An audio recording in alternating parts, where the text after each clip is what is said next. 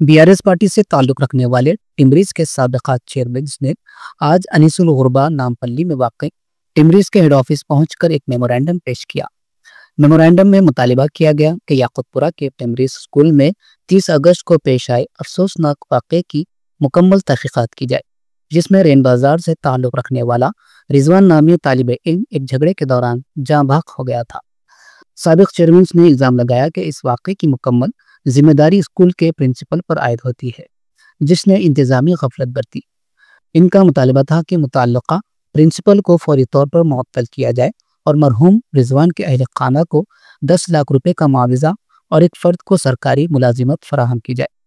इस मौके पर मुजाहिरीन ने अफसोस का इजहार करते हुए कहा कि स्कूलों में बच्चों के तहफ़्फ़ुज़ को यकीनी बनाने के लिए सख्त इक़दामात की ज़रूरत है, ताकि मुस्तक़बिल में ऐसे वाक़यात का आदा न हो। मज़ीद कहा गया कि अगर हुक्काम ने फौरी तौर पर कार्रवाई नहीं की तो एहतजाज में शिद्दत लाई जाएगी।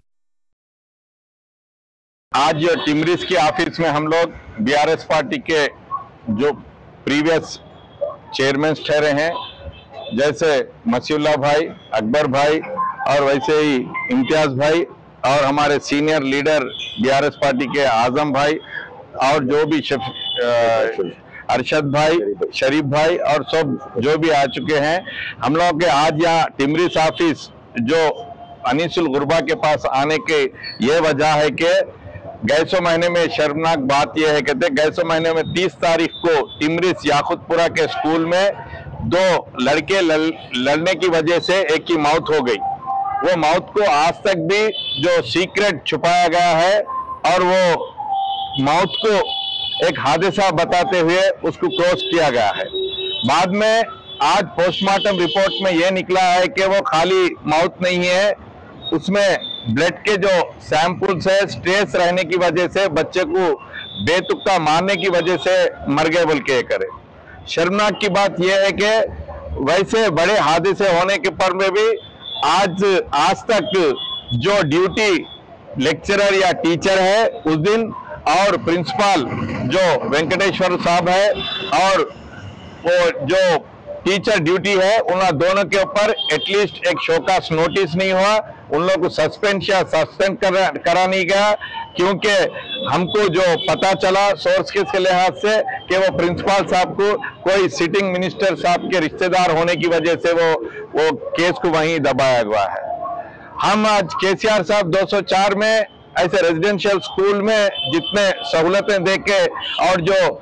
उन लोगों के ऊपर निगरानी करने की वजह से एक इंसिडेंट नहीं हुआ तो भी छोटा इंसिडेंट इमीडिएट एक्शन लिया जाता था। मैं आज अपील करता हूं कि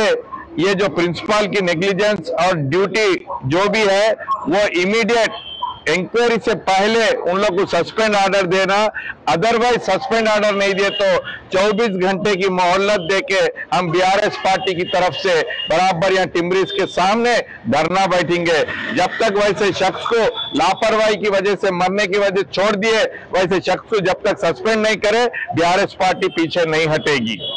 और वो फैमिली को जो अपनी औलाद को खो चुके हैं, हमने सुना कि 20,000 रुपए तस्वीन के लिए एक्सग्रेशिया दे के हाथ जोड़ दिए।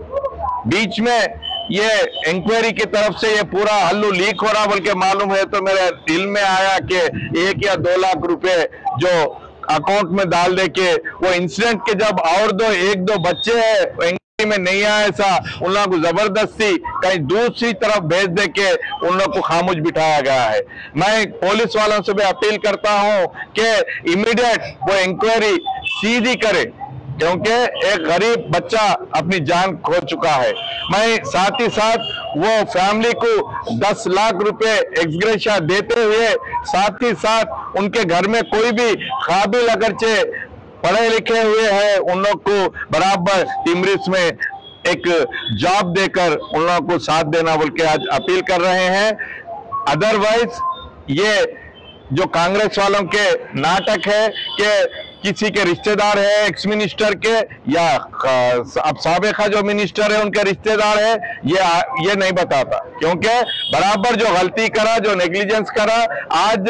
इमीडिएट एक्शन लिए तो ये नौबत मियाद थी, हम लोग को यहाँ तक आने की नौबत मियाद थी। इसलिए मैं अपील करता हूँ कि इमीडिएट